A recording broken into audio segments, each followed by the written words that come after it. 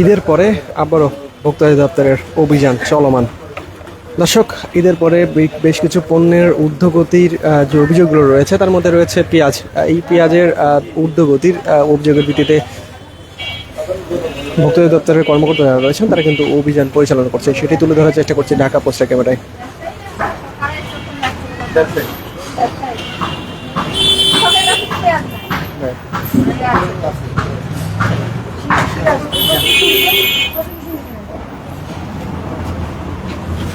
আচ্ছা, আপনি পেঁয়াজ সর্বশেষ সাপ্লাই আনছেন কবে? আজকে নামছে। আজকের রেটটা দেখি। এটা তো আপনি বিক্রয় রেট, আপনার যে রেখেছে কিনেছেন না, রাখছেন না ওনারা? ওনারা কত বলছেন? ওনারা বলছে যে আপনার আমার 48-47 বিক্রি করবেন, তা এর মধ্যে থাকলে বিক্রি না হলে বিক্রি করেন না। তারপর আমরা আরো একটা কমাই দিছি যে না বাজার মানে বেচানো কম, সকাল থেকে বিক্রি হয়ে যায়। তার মানে কি আপনি কমাতে পারেন? 1 টাকা কমিয়ে দিয়েছেন। বাজারে কম খাইলে কম বেচতে হবে। তার মানে কি আপনার একটি আছে কমানোর? আছে ম্যাডাম। আপনি তো টাকা দিয়ে আনেননি যে আমি 50 টাকা করে আনছি, এখন যদি আমি 49 বেচি আমার লস হবে, বিষয়টা এরকম না। তার মানে কি আড়তদারি যারা করে তাদেরও এখতিয়ার থাকে যে তারা চাইলে 1-2 টাকা কমাতে পারে। এটা সত্যি কথা। পরে আবার আপনার স্টেটমেন্ট পরে আবার পল্টি দিবেন না তো? এটাই আপনার স্টেটমেন্ট যে আড়তদার চাইলে ওই কৃষকের দেওয়া রেটও হেরফের করতে পারে। এরকম নাকি বাজার যদি কম খায় বা বাজার যদি কম থাকে তো ওই হিসেবে দেখা যায় এটা মানে আপনার একটা কম বিক্রি করা যায়, তাই তো? হ্যাঁ, তাহলে কেন পেঁয়াজ নিয়ে এত ঝামেলা হবে কেন? তাহলে আড়তদার যারা আপনার মতো আড়তদারি তো বলে যে আমার তো কোনো দোষ নাই, আমি তো 1 পয়সা লাভ করি, 10 পয়সা লাভ করি, 1 টাকা লাভ করি। আমাদের কমিশন ম্যাডাম, আমরা যদি কারো মানে কমিশন করে কমিশন। আপনার পেঁয়াজের দাম যতই থাকুক আপনার কমিশন কত? 40 পয়সা। 40 পয়সা। পেঁয়াজের দাম যতই হোক এই 40 পয়সা কেজি হিসেবে। ফার্মার যদি 51 টাকা বেচে তার আপনার 40 পয়সাই লাভ, আপনার যদি 45 টাকা বেচে 40 পয়সাই লাভ।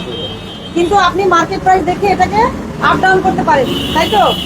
তো এই যে এখন বেড়ে গেল, এখন আপনি চেয়ে এটাকে কমাই দিচ্ছেন, আপনি নিজের বিবেচনা করে এটা কমিয়ে দিয়েছেন, সত্যি তো?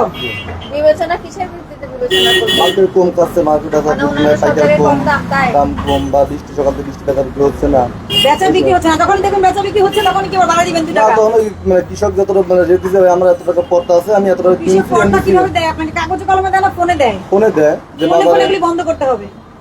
কাগজে তো রাখতে হবে, আপনার একটা চালান ডকুমেন্ট তো থাকতে হবে। কৃষককে বলবেন যে আপনি যে আমাকে এই রেটে দিবেন, ফোনে কি বলছেন আমি তো কল রেকর্ড করি নাই, কল রেকর্ডে বোঝা যাবে না কে কথা বলছে। কৃষককে বলবেন আপনার নাম ঠিকানা লিখে মোবাইল নম্বর, এনআইডি নম্বর এগুলো দিয়ে আপনি আমাদেরকে আজকের বা এত তারিখের মানে রেট এত টাকা হবে এরকম করে বলে আপনাকে বিষয়টা ক্লিয়ার করতে, তারপর আপনি এটা নেগোসিয়েট করবেন। কিন্তু সেই ইম্প্যাক্ট কনজিউমারের উপরে পড়া যাবে না। আমি কি আপনাকে বোঝাতে পারছি? কথা আপনি বুঝছেন? হ্যাঁ, আপনাকে কৃষক যাই বলুক আপনাকে কিন্তু অবশ্যই এটা যাচাই বাছাই করতে হবে, এটা আপনার দায়িত্ব। কৃষককে তো ভোক্তারা চেনে না, চেনে কাকে চেনে? আপনাকে চেনে। আপনি এই দাম মুছেন, দাম আগে ঠিক করেন। আপনি তো ভুল মেসেজ দিলে হবে না। কালকে মনিটরিং হয়েছে বা গত 2 দিন মনিটরিং হচ্ছে, এখন প্রাইসটা একটু কমের দিকে, তো সেটা তো আপনাকে এখানে রিফ্লেক্ট করতে হবে। আপনি নিজেই তো বলেছেন আজকের রেট কত বলেন? 45 থেকে 48 টাকা আপনি নিজে বলেছেন তো, কিন্তু 51 টাকা ছিল আপনার 2 দিন আগে রেট। তো আপনার কাজ হচ্ছে এটা আপডেট করা, শুধু এটা আপডেট না করলেই আপনার জরিমানার বিধান আছে। আপনি যেহেতু নতুন ট্রেড লাইসেন্স করেছেন, শুনেন আগে এই দোকান যারা করতেন ওনাদেরকে কিন্তু জরিমানার আওতায় আনা হয়েছিল, ঠিক আছে? এগুলো শিখেন না কেন? বোর্ড তো আছে। না বোর্ড তো আছে, আপনি পাশেই বসে আছেন। এখন বাজে 3টা, এমন তো না যে দোকানে শাটার মাত্র খুলেছেন, তাই কি? হ্যাঁ, তাহলে ইগনোরেন্স কেন? স্বার্থ আছে না, এটার ভিতরে একটা স্বার্থ আছে তো। মেকানিজম কি? এটা ভুলে যাওয়ার মেকানিজমটা কি আমাকে বলেন। এটা ভুলে গেলে কি আপনার লাভ আছে? তাহলে ভুলে যান কেন? এখন দেখা যায় অনেক সময় দেখা যায় পাইকাররা এগুলো ফলো করে না, এই বাজার দ্বারা এটা ভোক্তাদের জন্য টাঙিয়ে রাখতে হয়, ভোক্তাদের আইনে বলেছে। পাইকারটা লক্ষ্য না করে বিক্রি করেছেন, এগুলো কার কাছে বিক্রি করেছেন? পাইকার তো এটা কোন এলাকার? সাথে তো শুধু নামটা লিখেছেন। আমরা যখন খুচরা বাজারে যাই তখন বলে তারা অনেকে ম্যাডাম ব্যানে যারা বিক্রি করে, যারা ব্যানে যারা বিক্রি করে, তারা আমাকে শ্যামবাজারে অনেকে আশেপাশে আছে তারা ব্যানে নিয়ে 2 বছর নিয়ে মানে মহলে বিক্রি করে। ভ্যানে তো সমস্যা আরো বেশি, ভ্যানে তো প্রাইস সবচেয়ে বেশি। আপনি অবশ্যই তার নাম আর মোবাইল নম্বর রাখবেন। কারণ আমরা যখন বাজারে যাই তখন তারা বলে যে আপনারা নাকি ভাউচার দেন না। এখন ভাউচার আপনার এখানে এনেও আমরা পরীক্ষা করে দেখতে পারি না যে আপনারা আসলে ভাউচার দেন। এটা কি জামাল? কোন এলাকা? এটা কোন দেশের জামাল? বাংলাদেশের জামাল। কিন্তু বাংলাদেশের কোথাকার? ঢাকা। ঢাকা কত বড়? ঢাকা ম্যাডাম অনেক বড় ম্যাডাম। তা আপনি উনার মোবাইল নাম্বারটা যদি রাখতেন, উনার মোবাইল নাম্বার এনআইডি রাখবেন, এনআইডি নম্বর। সবার এনআইডি আছে এখন, আপনি বললে হবে না যে নাই। 18 বছরের কমে কেউ তো আর আপনার কাছে কিনতে আসে না, আসে? মোবাইল নম্বর এনআইডি নম্বর আমরা জিজ্ঞেস করবেন কোন এলাকায় বিক্রি করে, তাহলে আমরা যাতে আমরা ওই এলাকায় যে verify করতে পারবো। ভেরিফাই করতে পারি যে আপনি এত দামে বিক্রি করে। এখানে জামাল, এখানে আবার আজাদ, মানে কি? এটা মার্কা ম্যাডাম, ওই যে ব্যাপারের মাল দেয় না, এক একটা মার্কা দেয়। পেঁয়াজের উপর মার্কা আছে নাকি? অনেক ব্যাপারে মাল আছে না, প্রত্যেক ব্যাপারে লটের মার্কা দেওয়া আছে, আমি অমুক টাকা দিলাম। এখানে একটা বস্তা দেখান আমাকে, আজাদের বস্তা কি জিনিস দেখি। চালের মতো দাম না। 38 ধারায় আপনাকে সতর্ক করছি, ঠিক আছে? দাঁড়ান। দেখি কিসের আজাদ। বাইরের লোক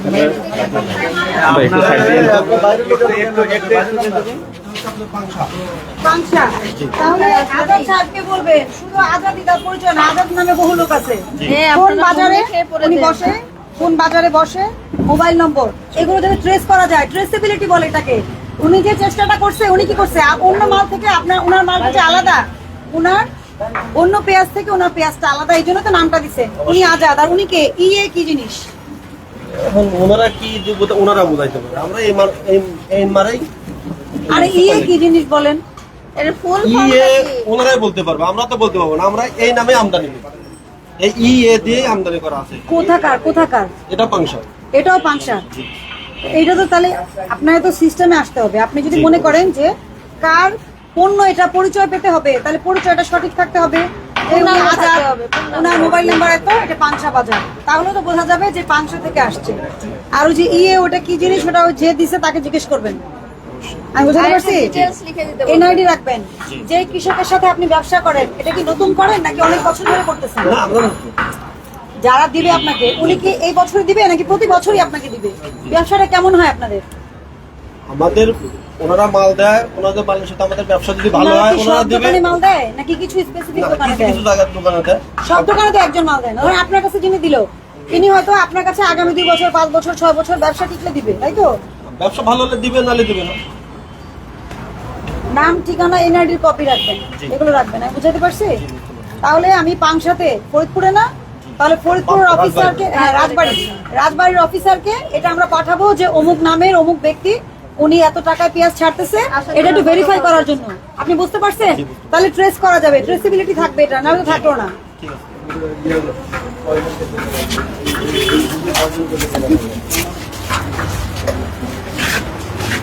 মেসেজ ক্লিয়ার, পরিপূর্ণ ভাউচার দিবেন।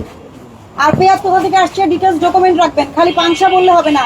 ওনার ঠিকানা আছে না, যে কৃষক দিয়েছে বা যে কি যেন রাখি বললেন, রাখি ব্যাপারী, যে ব্যাপারী দিয়েছে, হাওয়ায় তো বিজনেস করা যাবে না। উনাকে বলবেন আপনার এনআইডির কপিটা দিবেন, আপনার নাম ঠিকানা সঠিক দিবেন, দিলে আমরা আপনার পেঁয়াজ রাখবো, বিক্রি করব। যে দিবে না তারটা করবেন না।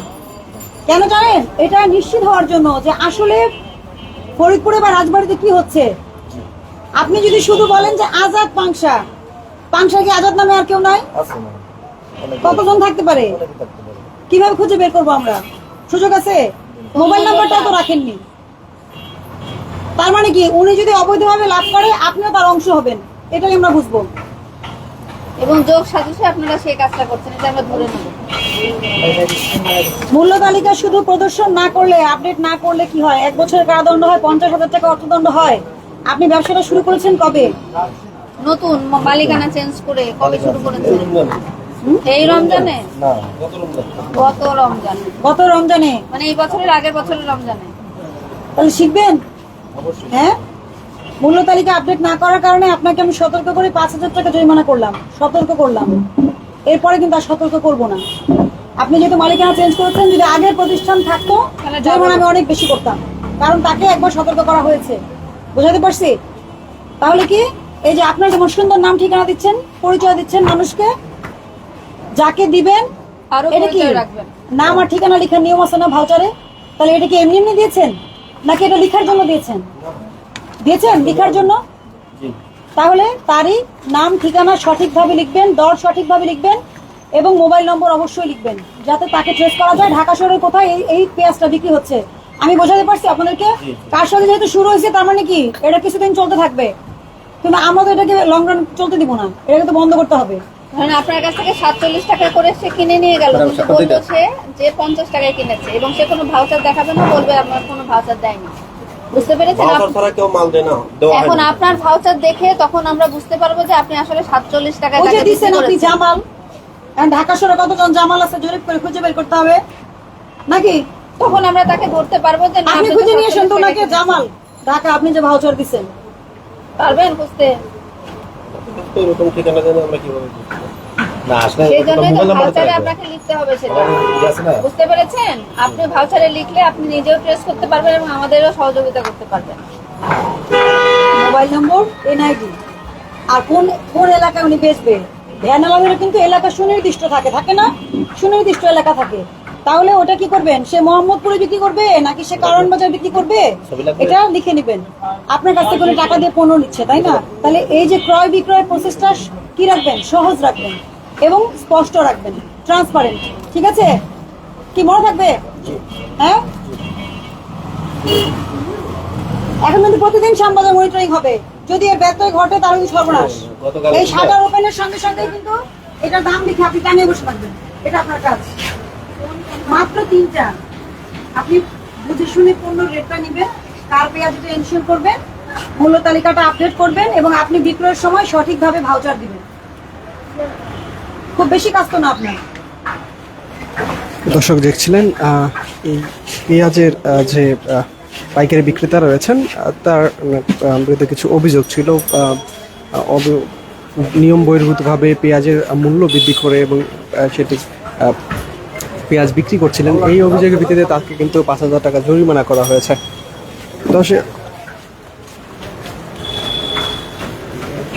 দর্শক যেমনটি বলছিলাম, বেশ কিছুদিন ধরে পেঁয়াজের যে দামের ঊর্ধ্বগতি, সেই ঊর্ধ্বগতির প্রেক্ষিতে কিন্তু ভোক্তা অধিদপ্তরের অভিযান চলমান রয়েছে, সেটি তুলে ধরার চেষ্টা করছি ঢাকা পোস্টের ক্যামেরা। দর্শক যে যেখান থেকে আমাদের সাথে যুক্ত ছিলেন, আমাদের যে কোনো খবর সবার আগে পেতে ভিজিট করুন ঢাকাপোস্ট.com।